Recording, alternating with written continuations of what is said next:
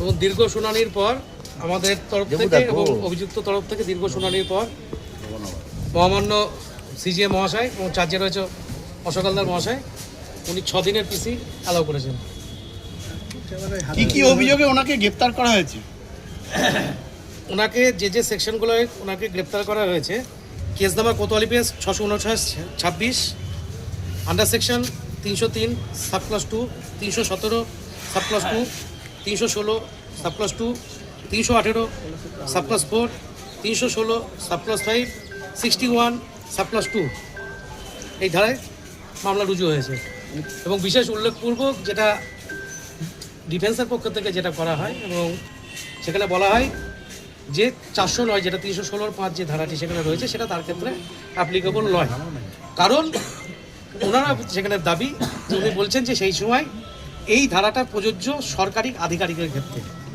আমি সব কিছু মেনে নিলাম, কিন্তু বিশেষ উল্লেখ্য 2017 সালের যে ত্রিপলের বাণী সেটা কিন্তু সিজ হয়েছে।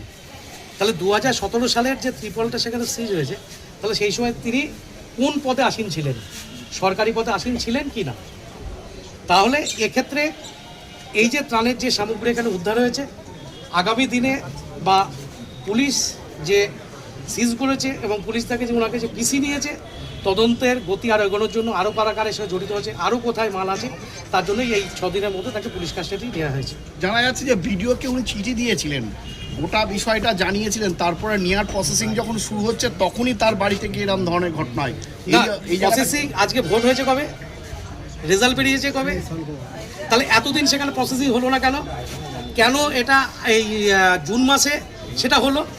তাহলে এখানে দেখা যাচ্ছে যে বিগত কয়েক মাস ধরে, সাম্প্রতিক কিছুদিন আগে বিমান কৃষ্ণ সাহা এই একই অভিযোগে তার সামনের অর্থাৎ ক্লাবে সেখানে মালপত্র রেখে সেখানে তাকে অ্যারেস্ট করা হয়।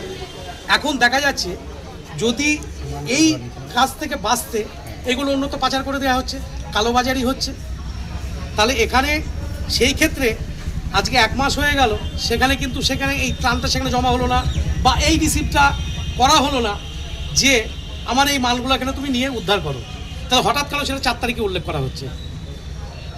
তাহলে এর মধ্যে একটা গভীর অভিসন্ধি রয়েছে এবং নিজেকে বাঁচতে সেই জায়গায় এটা করা, এটা পরিষ্কার এখানে জলের মতো পরিষ্কার সবার সম্মুখে। তাহলে ভিডিওকে যে লিখিতভাবে জানিয়েছিলেন এবং তার সামগ্রী ভিডিও যে নিয়ে যাচ্ছিলেন সেটা কি বেআইনিভাবে? ভিডিও নিয়ে যাচ্ছিলেন সেটা কোনো জায়গাতে নেই যে ভিডিও নিয়ে যাচ্ছেন। ভিডিও কোথায় উল্লেখ করেছেন যে আমি তার সামগ্রী আমাকে আজকের মধ্যে এখানে দিয়ে যাও? কোথায় সেখানে উল্লেখ আছে? তাহলে এক্ষেত্রে সামনে 6 দিনের পিসিপিএ রয়েছে এবং আগামী দিন সেটা রয়েছে তদন্তের গতি এবং পুলিশ সক্রিয়ভাবে এ তদন্ত করছে এবং সেই স্বচ্ছতাটা আগামী দিনে পরিষ্কার চলে আসবে। আপনার নাম? শীর্ষেন্দু দাস, কৃষ্ণনগর জজকোর্ট আইনজীবী।